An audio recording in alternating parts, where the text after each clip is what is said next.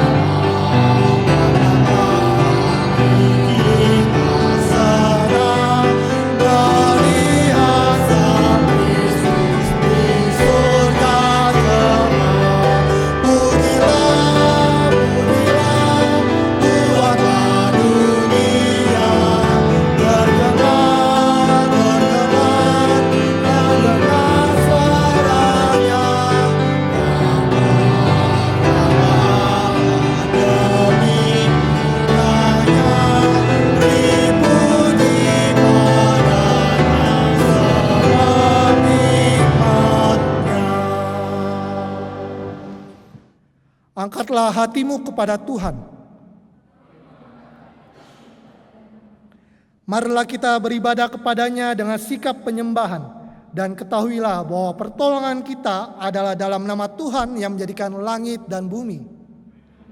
Kasih karunia dan damai sejahtera dari Allah Bapa Putra dan Roh Kudus beserta saudara sekalian.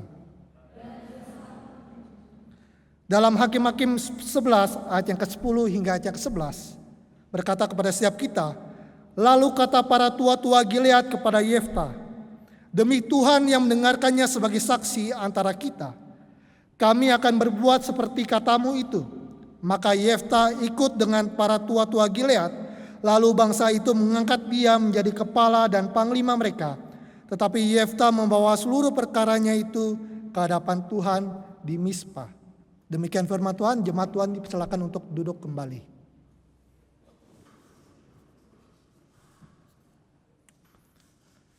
Terkadang di dalam kehidupan yang kita lakukan, kita sering namanya melakukan pelanggaran. Kita sering namanya melakukan yang namanya kesalahan. Baik itu kita lakukan secara sengaja ataupun tidak sengaja kita lakukan di hadapan Tuhan. Itu mendukakan hati Tuhan. Maka dari itu sebelum kita mengakui akan segala dosa yang telah kita lakukan selama 1 minggu ke belakang, mari bersama-sama kita merenungkan bahwa ini aku Tuhan, semua milikku, kuserahkan kepadamu.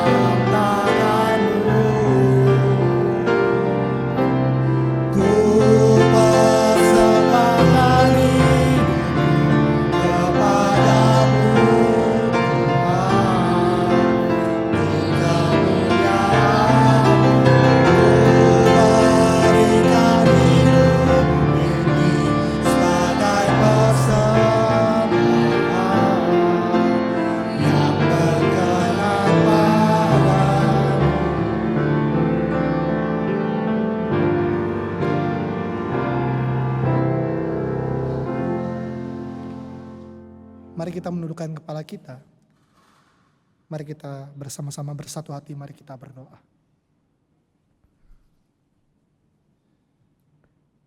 Ya Allah yang Maha Pengasih, lagi Maha Penyayang.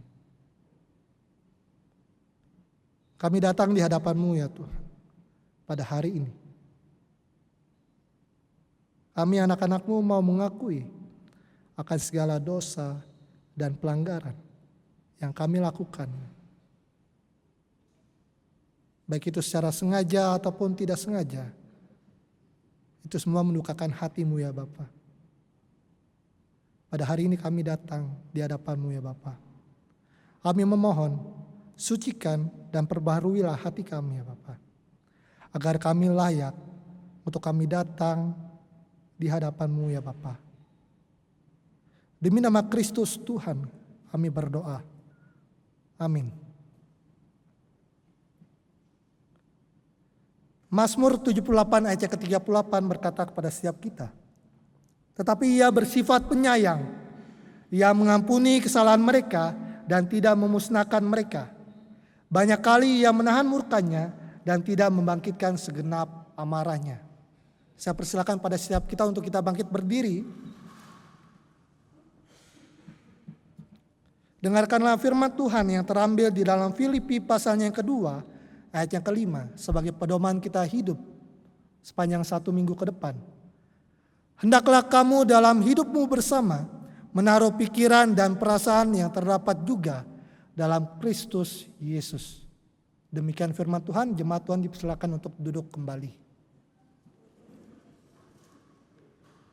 Firman Tuhan yang telah kita dengarkan bersama-sama berkata pada setiap kita, hendaknya kita menaruh pikiran dan perasaan kita yang terdapat di dalam Kristus Yesus.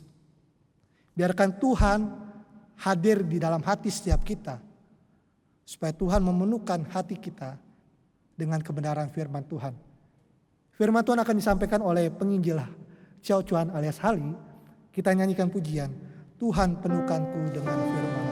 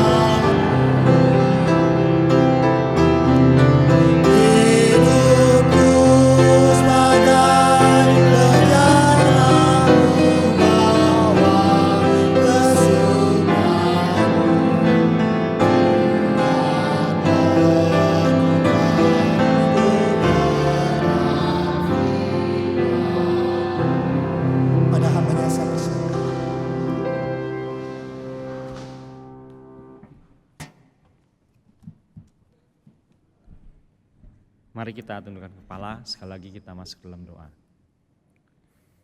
Ya Tuhan Bapa kami di surga, kami datang padamu. Kami bersyukur Tuhan pada pagi hari ini kami boleh kembali berkumpul bersama-sama dalam ibadah kami Tuhan. Makasih kami boleh menaikkan puji-pujian ke hadapan Tuhan, kami boleh memanjatkan doa-doa kami. Sekarang Tuhan, kami persiapkan hati kami untuk menyambut firman-Mu. Roh Kudus-Mu telah berada dalam hati kami masing-masing ya Tuhan. Dan pada saat ini, kami mohon sekali lagi Tuhan mengajar setiap kami. Pakai juga Tuhan hamba-Mu untuk boleh menyampaikan firman Tuhan secara tepat, benar dan jelas. Makasih ya Tuhan, terpujilah dan mulialah nama-Mu. Di nama Yesus Kristus kami berdoa dan mengucap syukur. Amin. Ya, selamat pagi Bapak Ibu dan saudara-saudara sekalian. Kita akan melihat kitab Hakim-Hakim pasal 11.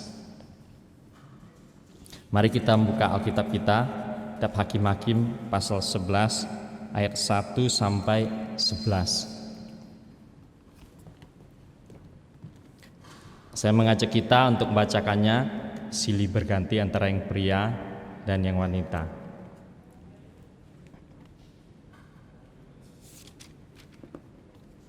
Hakim-Hakim pasal 11 ayat 1 sampai 11.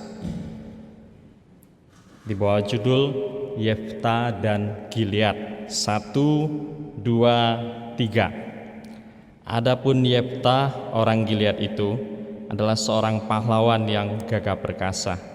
Tapi ia anak seorang perempuan sundal. Ayah Yefta ialah Gilead.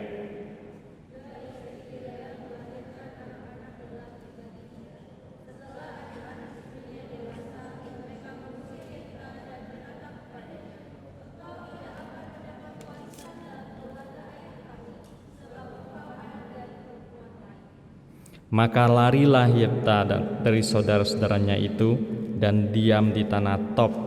Di sana berkumpullah kepadanya petualang-petualang yang pergi merampok bersama-sama dengan dia.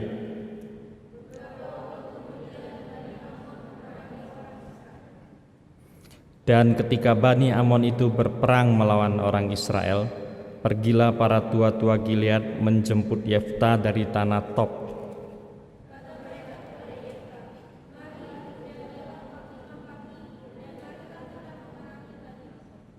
Tetapi kata Yefta kepada para tua-tua Gilead itu, "Bukankah kamu sendiri membenci aku dan mengusir aku dari keluargaku?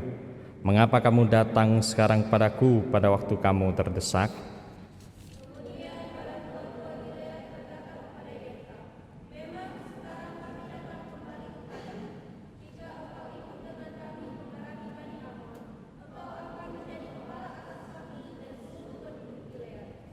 Kata Yefta kepada para tua-tua Gilead, "Jadi jika kamu membawa aku kembali untuk berperang melawan Bani Amon, dan Tuhan menyerahkan mereka padaku, maka akulah yang akan menjadi kepala atas kamu."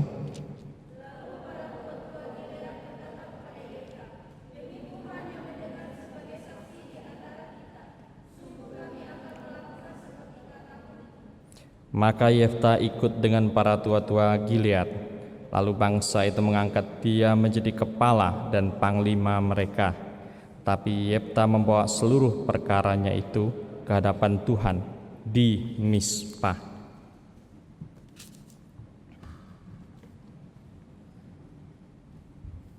Dalam kitab Hakim-Hakim, Yefta hanya salah seorang tokoh.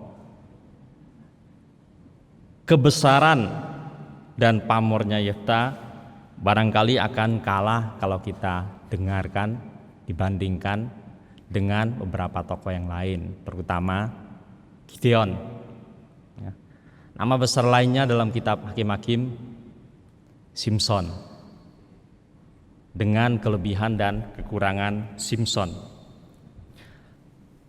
Apa yang ruwet di dalam memahami diri Yefta adalah soal identitas dia. Di dalam pasal 11 langsung dikatakan dia pahlawan yang gagah perkasa, tetapi ia anak seorang perempuan sundal, dan ayah Yefta adalah Gilead. Ayah Yefta seorang yang besar di tanah Gilead, seorang yang pengaruhnya besar, dan juga seorang yang berada. Hal yang demikian tidak terjadi pada ibunya.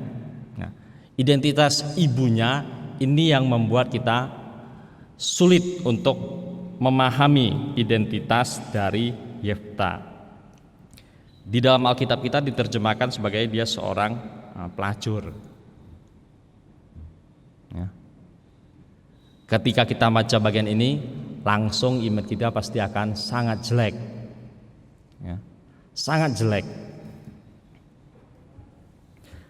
Satu pandangan mengatakan, ya seperti itu memang apa yang tertulis dalam terjemahan ini, ya itulah mama dari Yefta.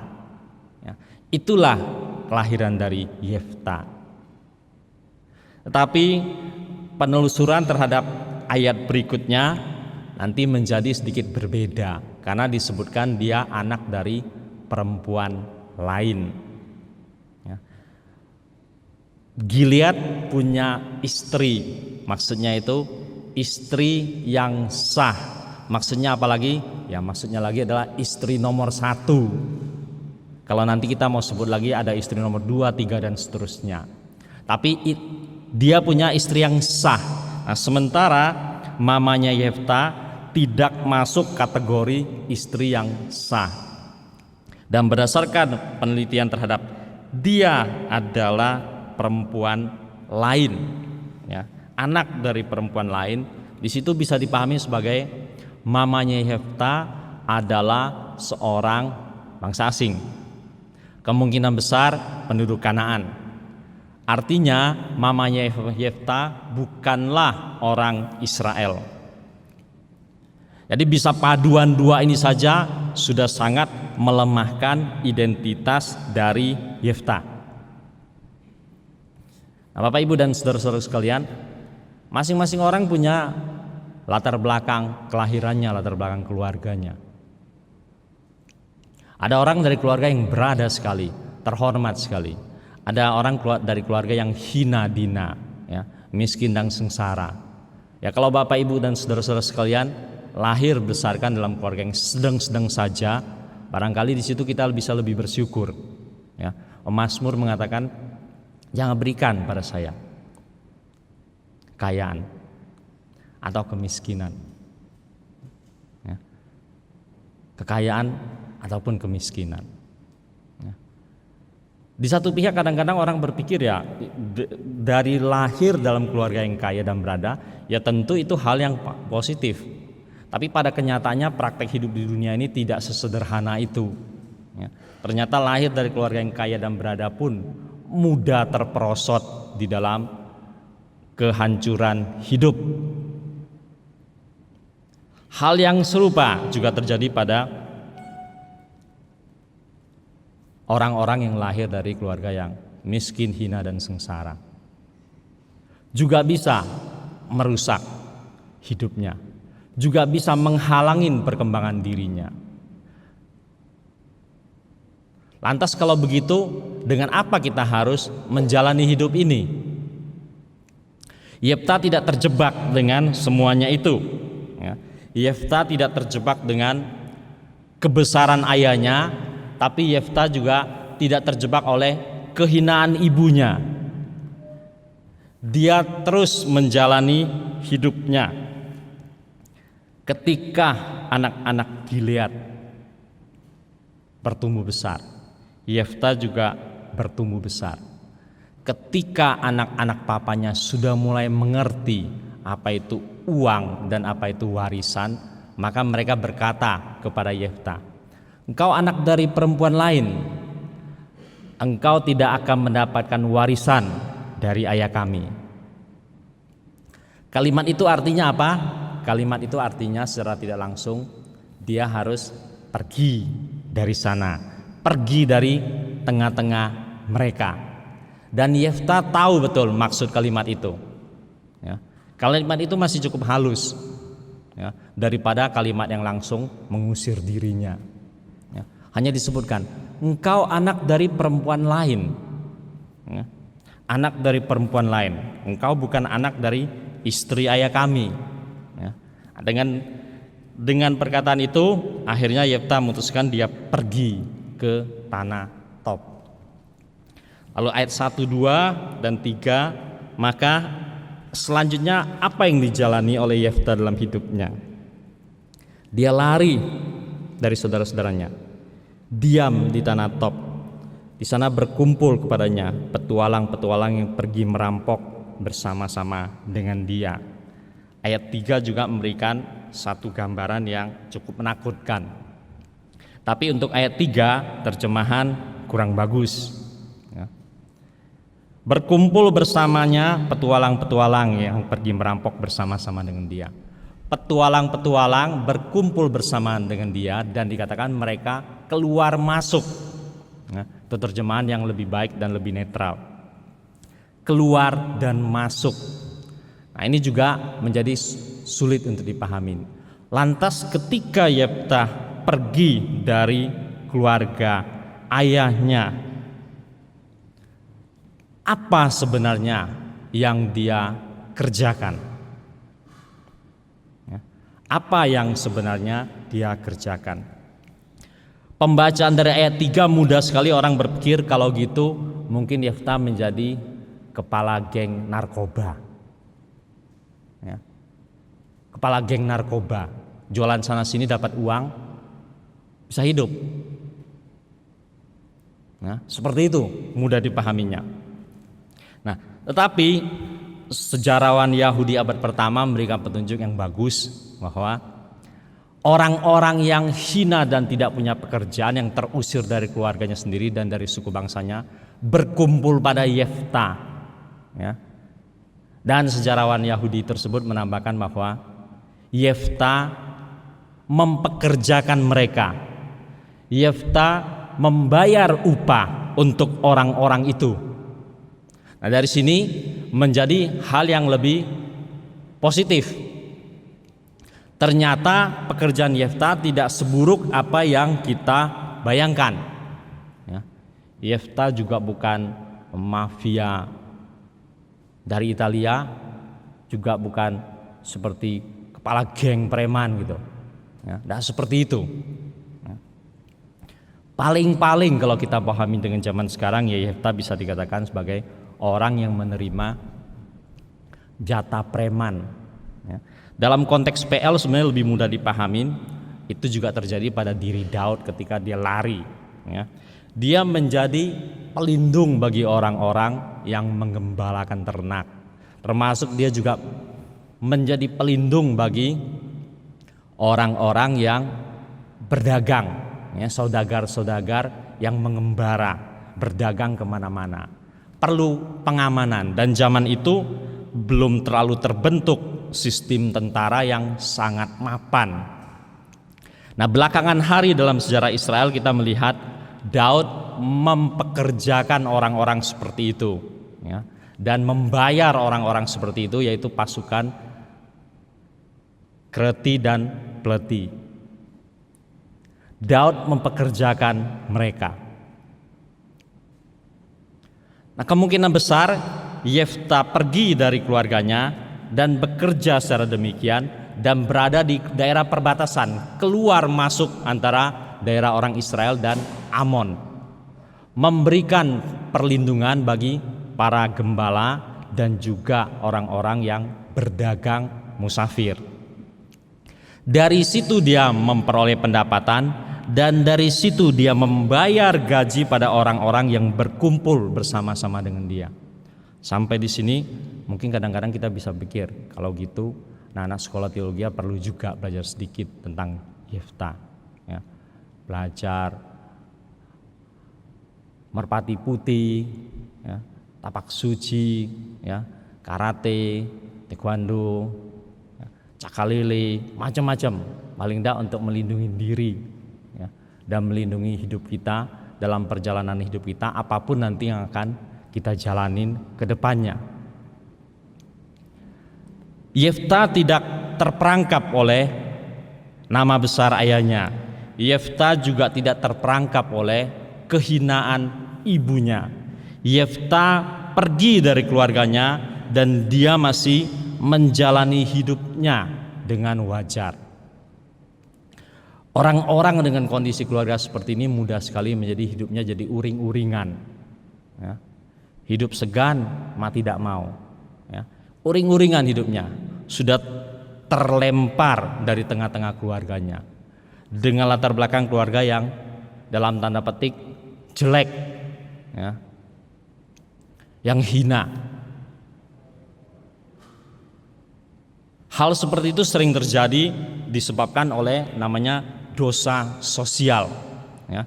Dosa sosial yang dilakukan oleh orang-orang di atas kita atau sekitar kita, lalu akibatnya itu sedikit nyerempet dan menempel pada diri kita, dan kita harus turut menanggung dan menjalaninya. Persoalan selanjutnya adalah bagaimana kita berespon terhadap hal itu. Itulah yang akan menentukan langkah hidup kita. Kalau kita memilih uring-uringan, tidak ada semangat lagi menjalani hidup kita, Maka itu bertolak belakang dengan apa yang dipilih oleh seorang Yefta. Dia tidak terperangkap dengan itu semua. Dia masih menjalani hidupnya sebagai seorang manusia. Apa yang dia bisa kerjakan, dia masih mengerjakan dan mengerjakan dengan tanggung jawab. Yang lebih ruwet lagi nanti adalah seperti apa diri Yefta itu yang terdalam, ya. Identitas rohaninya seperti apa. Itu yang menjadi lebih ruwet. Mari kita lihat ayat-ayat selanjutnya. Ketika orang Amon berperang melawan orang Israel, orang Israel ketakutan. Orang Amon berkumpul, siap-siap untuk menyerang. Dan zaman hakim-hakim, orang Israel dipimpin oleh tua-tua. Tua-tua. Tua-tua juga menjadi bingung bagaimana harus berhadapan dengan bangsa Amon. Lalu mereka berpikir sana, berpikir sini, berunding sana, berunding sini. Akhirnya teringatlah dengan seorang Yefta. Mereka berunding bersama para pemimpin orang Israel, tua-tua, dan mereka pergi mencari Yefta. Alkitab mencatatnya sebagai mereka pergi menjemput Yefta. Ya. Mereka pergi menjemput Yefta dari pekerjaan Yefta bersama orang-orang yang berkumpul bersama dia. Lalu Alkitab memberikan kita petunjuk. Yefta mengatakan, bukankah kamu sendiri membenci aku dan mengusir aku dari keluargaku? Mengapa kamu sekarang datang padaku pada waktu kamu terdesak? Tua-tua Israel mengakuinya. Memang kami datang kembali sekarang padamu. Ikutlah kami dan berperanglah melawan Bani Amon. Maka engkau akan menjadi kepala atas kami, atas seluruh penduduk Gilead. Menimbang hal-hal itu, lalu menimbang kondisi akan menghadapi peperangan, maka ayat 9 Yefta memberikan respon. Jadi jika kamu membawa aku kembali untuk berperang melawan Bani Amon, dan Tuhan menyerahkan mereka kepadaku, maka akulah yang akan menjadi kepala atas kamu. Lalu para tua-tua menjawab, demi Tuhan yang mendengarkannya, sebagai saksi antara kita, kami akan berbuat seperti katamu itu. Seperti katamu itu. Dan dengan percakapan ini dan dengan pembicaraan ini, mereka siap. Ya, mereka siap. Memang dahulu mereka juga bersama-sama dengan saudara-saudara Yefta yang lainnya mengusir Yefta. Tapi sekarang mereka berubah pikiran. Ada kesulitan besar yang dihadapi oleh orang Israel. Ada ancaman dari bangsa Amon. Yefta ikut bersama-sama dengan mereka, ya, pulang ke Gilead. Ayat 11 mengatakan, maka Yefta ikut dengan tua-tua Gilead, lalu bangsa itu mengangkat dia menjadi kepala, menjadi panglima mereka. Yefta diangkat menjadi kepala, menjadi panglima. Zaman ketika Israel belum ada raja, dan Yefta menjadi kepala, menjadi panglima, di mana dalam kitab ini disebut sebagai hakim-hakim. Mestinya pekerjaannya banyak berurusan dengan mengadili perkara-perkara sesama orang Israel seperti yang dilakukan oleh Musa. Tetapi dalam kondisi di sini tugas utamanya adalah menjadi panglima dan memimpin mereka bersiap untuk berperang melawan Bani Amon.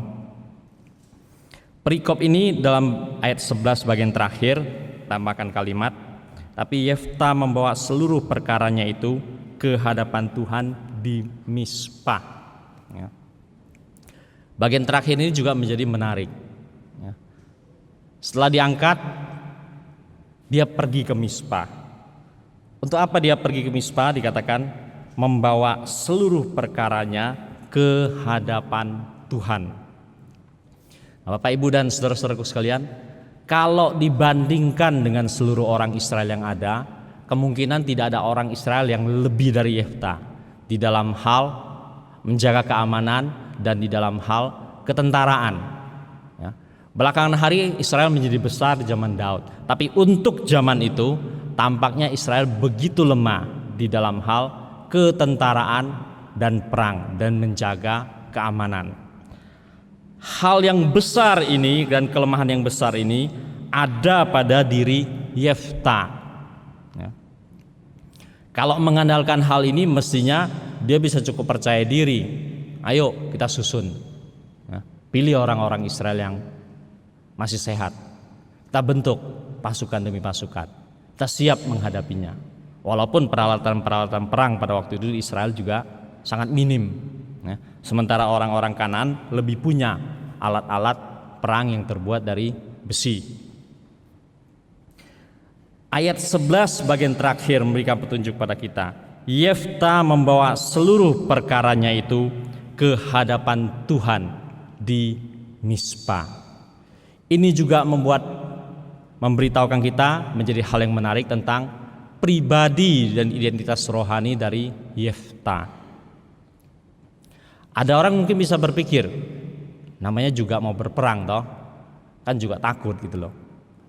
Ada perasaan kecut, ya wajar sajalah datang ke hadapan Tuhan membawa perkaranya. Ya.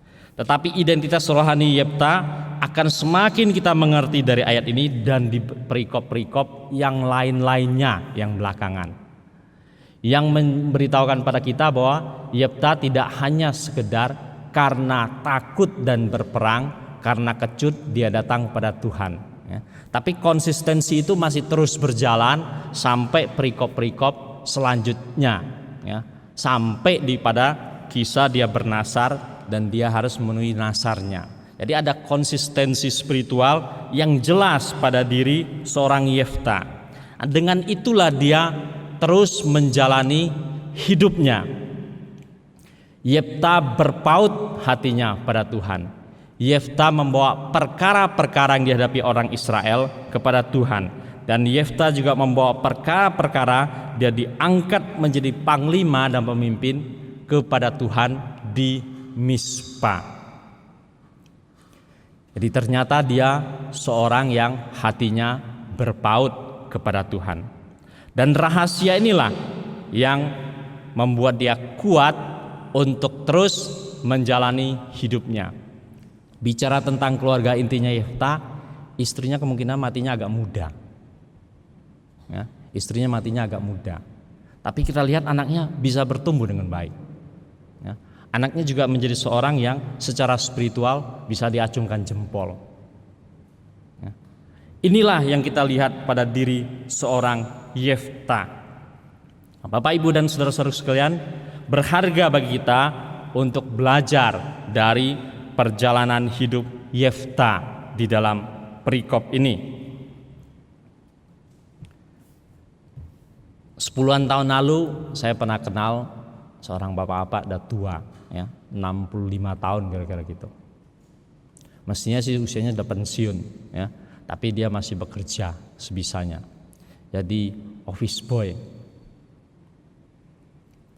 Hidup di Jakarta, tidak tahu suku bangsanya apa, ya.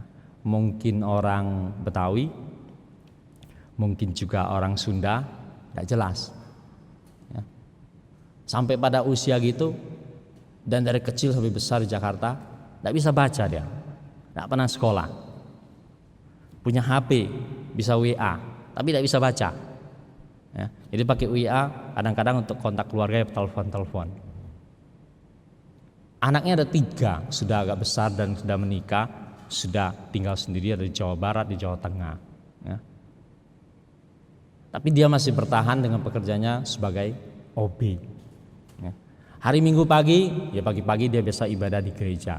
Setelah itu tetap menjalani hidupnya sebagai seorang pekerja, itu sebagai OB.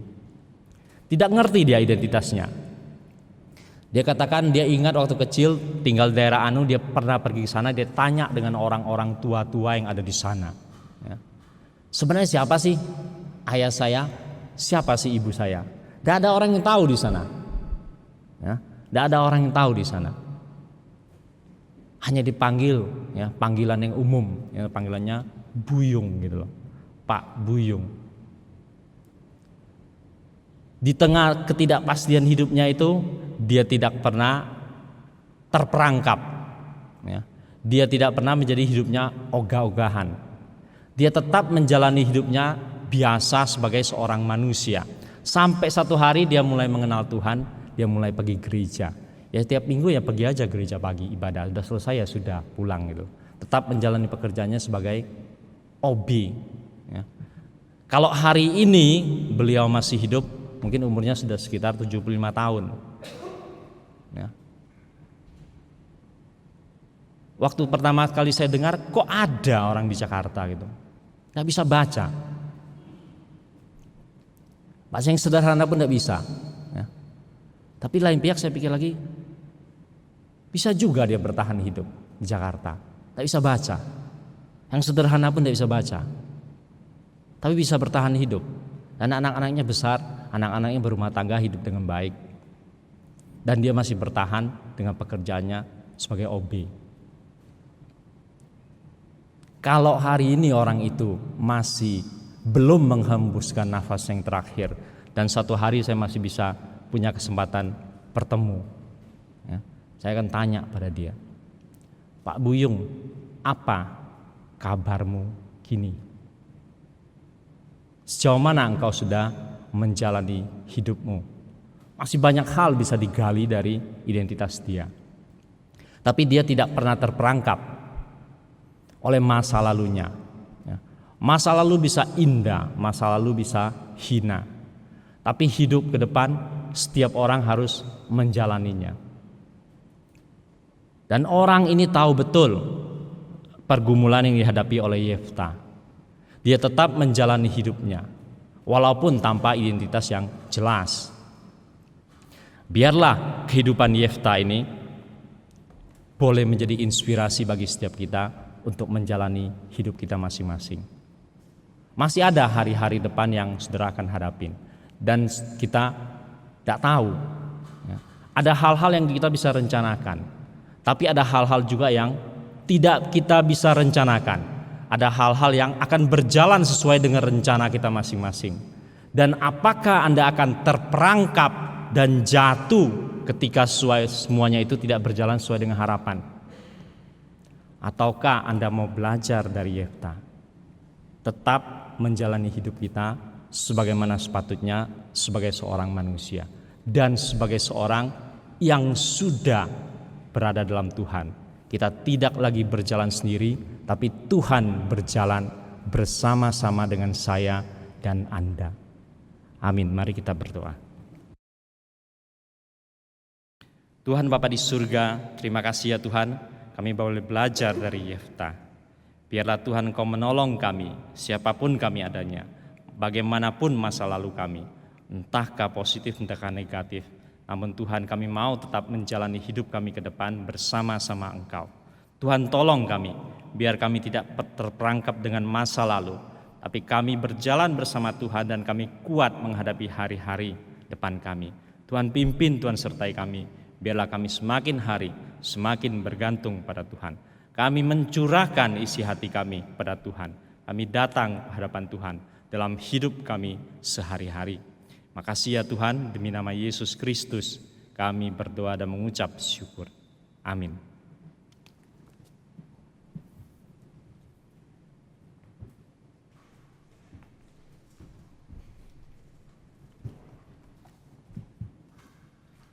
Saya undang setiap kita untuk kita bangkit berdiri. Mari kita mengakui iman kita seturut dengan pengakuan iman rasuli yang berkata demikian. Aku percaya kepada Allah, Bapa yang Maha Kuasa, Khalik langit dan bumi, dan kepada Yesus Kristus, Anaknya yang tunggal Tuhan kita, yang dikandung dari Roh Kudus, lahir dari darah Maria, yang menderita sengsara di bawah pemerintahan Pontius Pilatus, disalibkan, mati dan dikuburkan, turun ke dalam kerajaan maut, pada hari yang ketiga bangkit pula dari antara orang mati, naik ke surga, duduk sebelah kanan Allah, Bapa yang Maha Kuasa, dan jasanya Dia akan datang untuk menghakimi orang hidup dan mati. Aku percaya pada Roh Kudus, gereja yang kudus dan am, persekutuan orang kudus, pengampunan dosa, kebangkitan tubuh, dan hidup yang kekal. Amin. Jemaat Tuhan dipersilakan untuk duduk kembali. Kita bersyukur kita telah mendengarkan firman Tuhan. Sebagai respon ungkapan rasa syukur kita kepada Tuhan, mari bersama-sama kita memberikan persembahan kita kepada Tuhan. Kita memberikan persembahan kita yang terbaik dan yang terindah bagi Tuhan. Ku persembahkan bagimu, Yesus.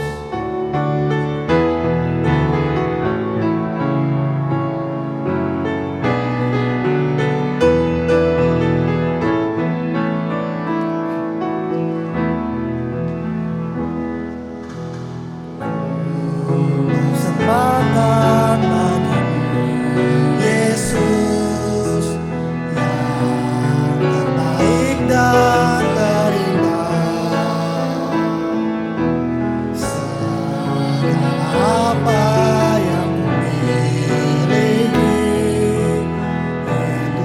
itu semua anugerah-Mu. Terimalah Tuhan persembahan ini, dengan tulus hati dan dengan hati bersungguh. Terimalah Tuhan persembahan ini, segala puji hormat bagi-Mu. Kita nyanyikan pujian ini sekali lagi. Ku persembahkan.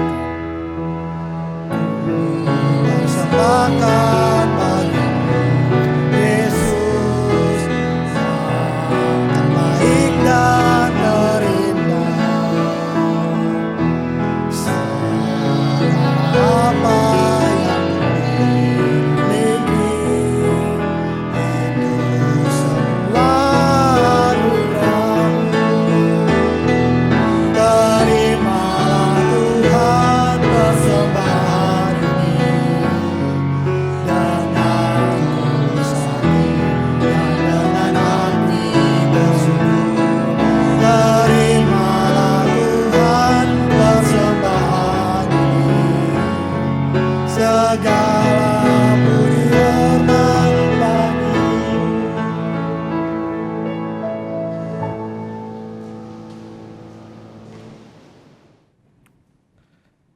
Mari bersama-sama kita bersatu hati, mari bersama-sama kita berdoa di hadapan Tuhan.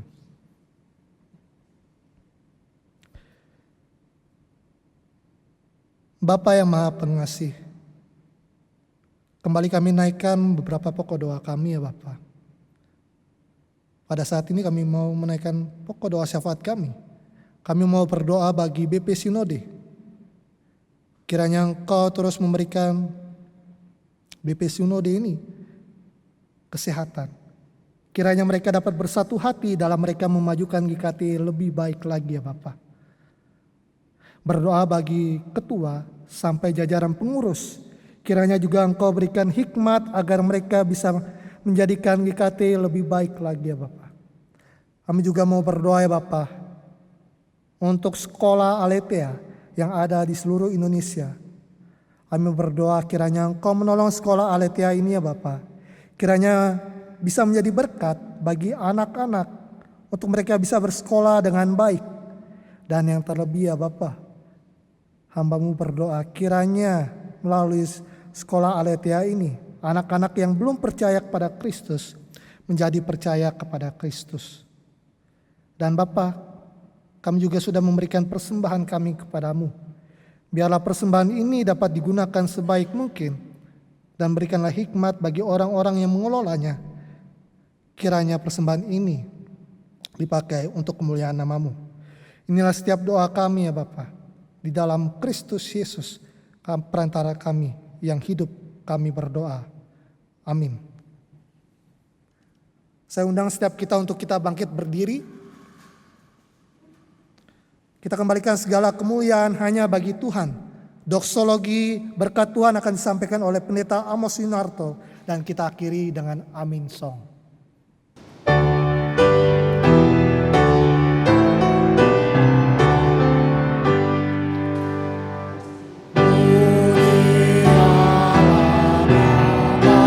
Putra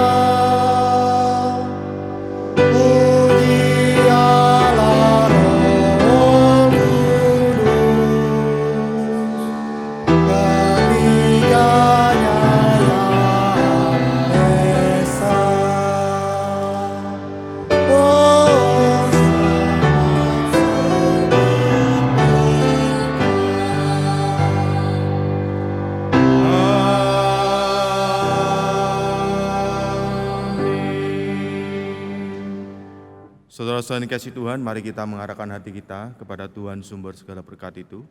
Mari kita memohon berkat darinya. Kiranya kasih yang ajaib dari Bapa, anugerah yang sempurna dari Tuhan kita Yesus Kristus, damai sejahtera yang melampaui segala akal dari Tuhan Roh Kudus, menyertai setiap saudara-saudara sekalian. Pulanglah, andalkanlah Tuhan di dalam hidupmu, dan jadilah berkat, karena Tuhan Allah Tritunggal senantiasa memberkatimu, mulai hari ini dan seterusnya. Amin.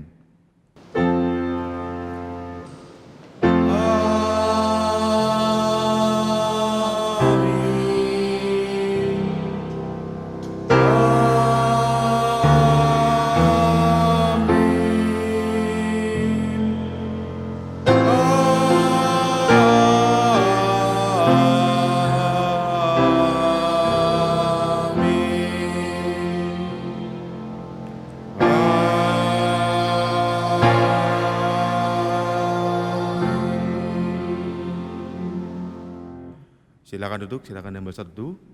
Ibadah kita selesai, Tuhan Yesus memberkati.